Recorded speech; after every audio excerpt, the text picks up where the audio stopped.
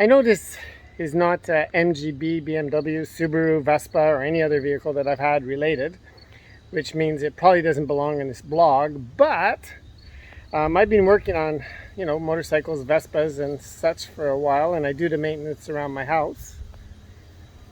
I thought, anyways. This year my electrical bill was going up this summer, and I kind of questioned it, and I know the rates have gone up a bit, but maybe a lot, but not as much as my bill's going up. So I started to look into it, and somebody said, well, have you cleaned your air conditioner unit? And I'm there, what? No. Been here like 9 years or 8 years, going on 9. And no, I've never cleaned it. Am I the only one? Maybe this video's for nothing, but seriously, when I looked at it, it probably explains why, because it's been a really hot summer, number one, which probably raised the rates because it was working more, but I think it was working really hard. Let's have a look at it, and then I'm going to show you how to clean it in case you've never done it. So I know, again, it's not MGB, but I have an ulterior motive. If I can save $50 a month on electricity because of my air conditioning being clean, that's like a whole tank of gas, right? Here are supposed to be clean, and it's covered like basically inside is a film of dirt. I mean, you can see here's not as bad as the side, but you can see on top it is, and on the bottom it's completely blocked, and I bet you inside is really dirty. So depending on the model, most models you just have like 1, 2, 3, 4, and you can lift the fan up. Okay, I happen to have a Goodman, and on my Goodman you have to do all these 4 screws all around, and then you can lift the whole top off, which is a little heavy and cumbersome and probably a little bit more work to put back and get it all lined up properly. So I've undone the screws, and then I'm going to lift it up and we'll have a look inside. So what you need to do this, well, is something to remove the screws. And then you're going to want a shop vac handy, because I'm pretty darn sure that in the middle of it there's going to be a lot of stuff to vacuum out. And then I'm going to use a foam cleaner. So before we take this off, okay, we have to turn the power off. Now I have one that goes up and down. Most of them pull out. Whatever you have, you got to make sure the power is off. Do not open this and start spraying it with water and such with the power on.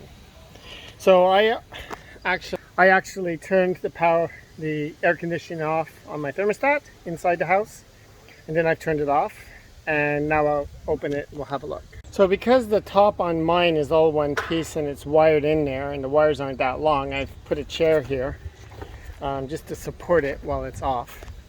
And I'm going to clean all this with a vacuum cleaner, and you can see inside the mess. So I'm going to vacuum that all up, and I'm going to clean all those wires there.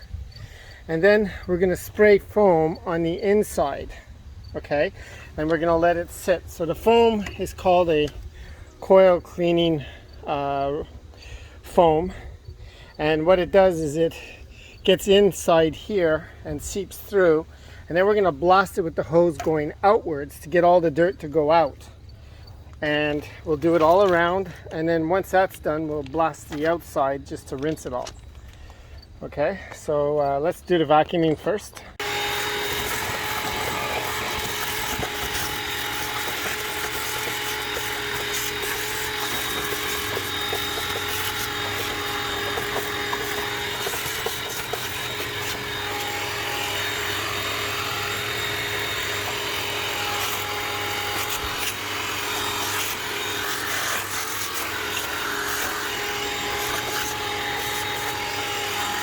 Okay, so now she's vacuumed, we're going to do the foam. We're going to take the can and we're going to spray it even, going outwards like this.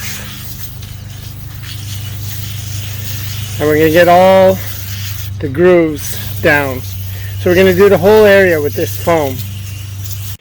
Okay, so I've sprayed it all.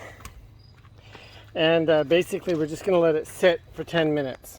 We're going to spray it with the hose from the inside out like this.